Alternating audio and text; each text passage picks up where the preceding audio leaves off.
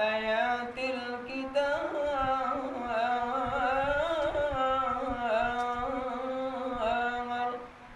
وتوكل على الله أمره بتوكل الله وأنسه بقوله وكفى بالله وكيلا ومعنا وكيلا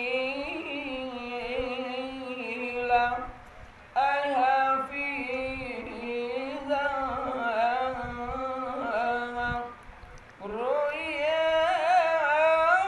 للنبي صلى الله عليه وسلم أنه قال كنت نورا بين يدي الله تعالى قبل أن يخلق الآدم بألف عام يسبح له تعالى ذلك النور وتسبح الملائكة بتسبيح فلما خلق الله تعالى آدم ألقى ذلك النور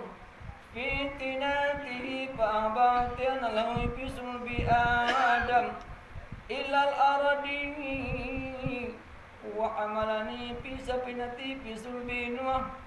وجعلني في صلب إبراهيم الخليل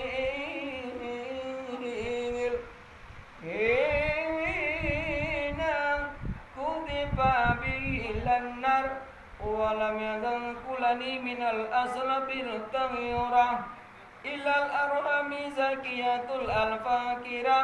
حتى أخرجنا لهم من بين ولم يترك على صفات